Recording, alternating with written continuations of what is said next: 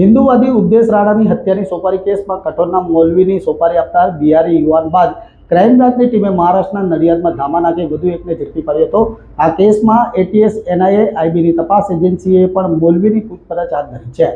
Crime branch સુરતની team દ્વારા ચોક બજાર વિસ્તારમાંથી એક મૌલવી સોહેલ અબુબકર ટિમોલની ધરપકડ કરવામાં આવી હતી।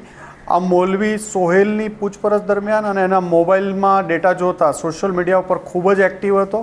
અલગ અલગ ઇન્ટરનેશનલ નંબરો, વર્ચ્યુઅલ નંબરથી તે પાકિસ્તાન, નેપાળના નંબરો સાથેના ટચમાં હતો।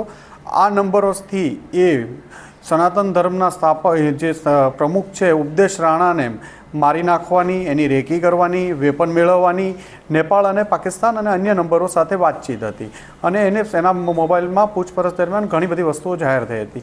આ બાબતે ક્રાઇમ બ્રાન્ચમાં ગુનો દાખલ કરવામાં આવ્યો હતો અને ક્રાઇમ બ્રાન્ચના પોલીસ ઇન્સ્પેક્ટર SN પરમાર એક ટીમ સાથે મુઝફ્ફરપુર, જે શહેનાઝ નેપાળનો નંબર યુઝ કરતો હતો એ ઓરિજિનલી મુઝફ્ફરપુર ને બિહારનો છે અને ત્યાંથી ક્રાઇમ બ્રાન્ચની ટીમે નેપાળ બોર્ડર પાસેથી આની ધરપકડ કરી। ત્યાંથી 3 દિવસના ટ્રાન્ઝિટ રિમાન્ડ મેળવી અને ટીમ અહીંયા લઈ આવી હતી। આજે એને કોર્ટમાં પ્રોડ્યુસ કરી ફર્ધર 12 દિવસના રિમાન્ડ મેળવવામાં આવ્યા છે અને વધુ પૂછપરછ કરવામાં આવશે।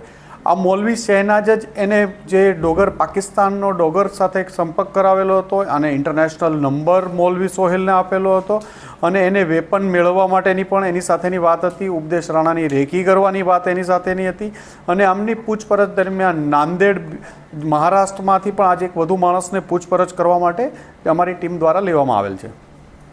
નાંદેડનો જે આરોપી છે એનો શું રોલ છે? નાંદેડના આરોપીને હજી પૂછપરછ માટે લેવામાં આવે છે। શકીલ ઉર્ફે રઝા સતાર શેખ નામ છે એનું। આ કેસમાં ઘણા બધા લોકોની પૂછપરછ માટે બોલાવવામાં આવે છે। અત્યાર સુધીમાં કેટલા લોકોની પૂછપરછ થઈ છે અને કેટલા આરોપી? અંદાજિત 7 લોકોની પૂછપરછ આ કેસમાં અત્યાર સુધીમાં કરવામાં આવેલ છે। સર, શું લાગી રહ્યું છે સમગ્ર કેસને લઈને જે પ્રમાણે હિન્દુ નેતાઓની હત્યાનું ષડયંત્ર કરવામાં આવ્યું હતું, તો કેટલા લોકોની સંડોવણી હોવાની પોલીસને આશંકા છે? પ્રાથમિક દ્રષ્ટિએ આ લોકોએ 4 હિન્દુ નેતાઓની રેકી કરવાની એમના બાબતે ચેટ કરેલી હતી અને પ્રાથમિક અમારી પાસે જે અત્યારે તપાસમાં અમે 3 લોકોને 2 લોકોને અરેસ્ટ કર્યા છે। આજે ત્રીજો મહારાષ્ટ્ર નાંદેડથી પૂછપરછ માટે ઉપાડવામાં આવ્યા છે અને અન્ય જે સોહેલની નજીકના માણસો હતા એવા 7 લોકોની, અન્ય 7 લોકોની પૂછપરછ કરવામાં આવેલી છે।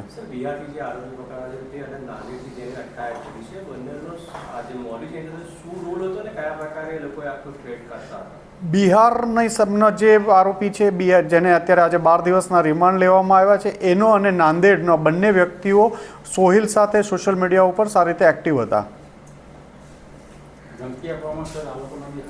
હા, ધમકી આ લોકો કોન્ફરન્સ કોલ કરી ઉપદેશ રાણાને આપતા હતા। એમાં બંને જે નાંદેડવાળો પણ સામેલ હતો અને બિહારવાળો પણ સામેલ હતો।